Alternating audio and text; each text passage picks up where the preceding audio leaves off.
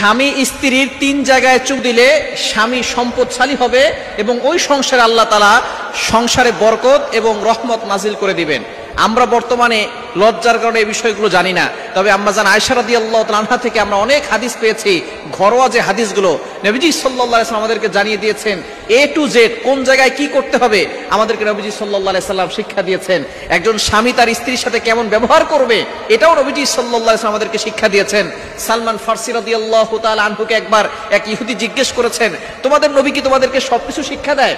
সালমান ফারসি রাদিয়াল্লাহু তাআলা আনহু গর্বের সহিত বলেছিলেন, হ্যাঁ, একজন বাবা যেমন তার সন্তানকে হাতে কলমে সবকিছু শিখায়, আমাদের নবীজিও আমাদেরকে হাতে কলমে এ টু জেড কোন জায়গায় কি করতে হবে সবকিছু শিক্ষা দিয়েছেন।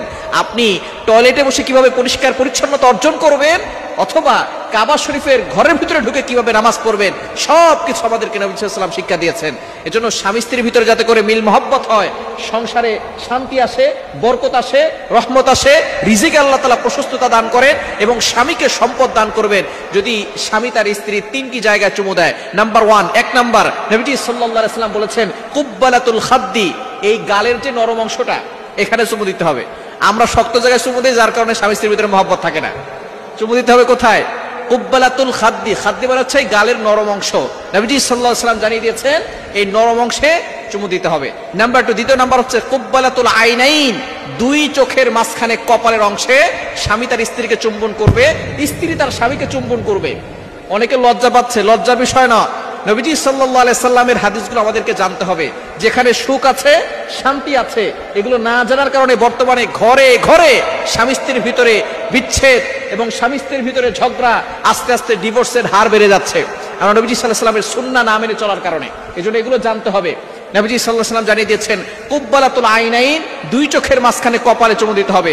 এবং 3 নাম্বার হচ্ছে কুব্বালাতুল ইয়াদি, হাতের এই নরম অংশে।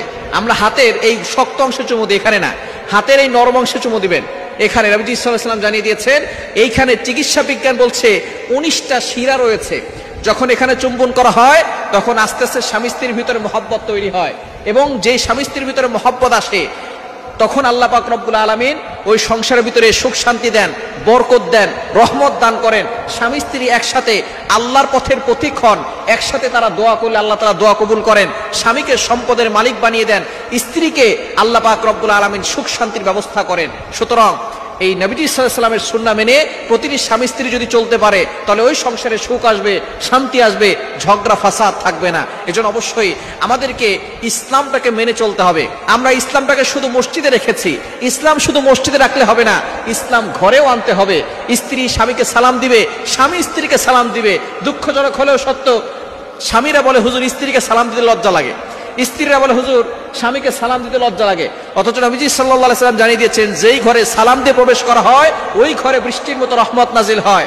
আল্লাহ পাক রব্বুল আলামিন নিজে বলে দিয়েছেন, পবিত্র কোরআনুল কারীম খুলেন 18 নম্বর পারা 17 নম্বর পৃষ্ঠা 13, 14, 15 নম্বর লাইন, সূরাতুন নূরের 61, 61 নম্বর আয়াতে রব্বুল আলামিন বলেন ফাইদা দাখালতুম বুয়ুতান ফাসাল্লিমু আলা আনফুসিকুম তাহিয়াতাম মিন ইনদিল্লাহি মুবারাকাতান তাইয়্যিবা।